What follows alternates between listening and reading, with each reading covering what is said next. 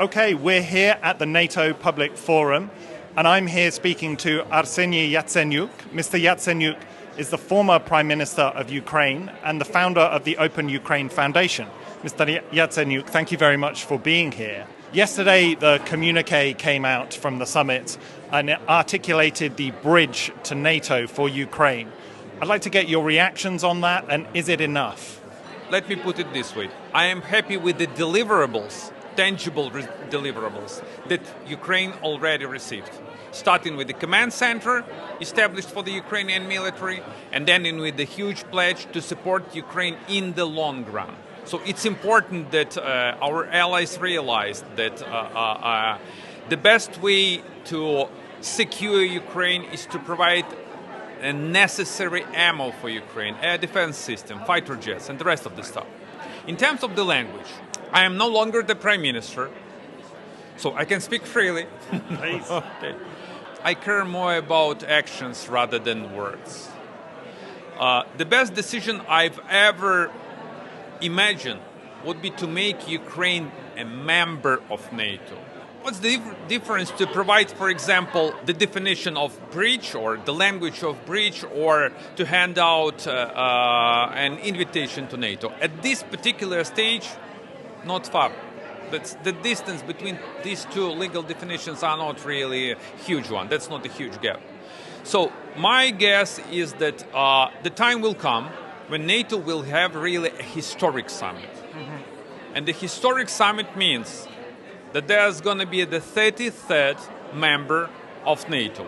Strong, united, armed, independent Ukraine.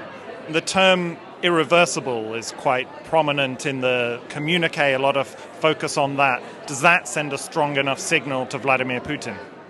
He doesn't care about words. We still somehow live in the world of signals,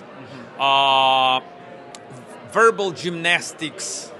That's not what is really happening on the ground, on the battlefield in Ukraine. This is the real war. And this real war needs real actions. So I want to turn back again to the real deliverables that Ukraine already received. Yeah.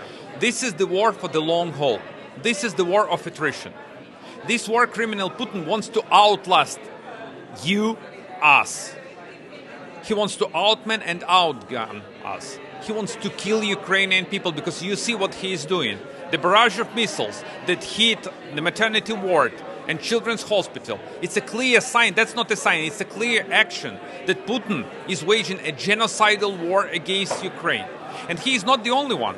Who is behind the scenes? President Xi. It's China. Who formed the new axis of autocracies and new axis of evil? Iran, Russia, North Korea, under the umbrella of China. So we are living in a completely different world. So these folks are posing threat not only just to Ukraine. We are fighting on your behalf. These folks posing the real threat to the free world. So we have to win this war. We have to win this fight. There is no other option on the table. Thank you. You mentioned China. What measures do you think would be appropriate to deal with China's enabling of Russia in its war against Ukraine? Well, I am not a student of China, but I do more or less understand their mindset. There is only one remedy, which is strength. This is the language these folks really understand.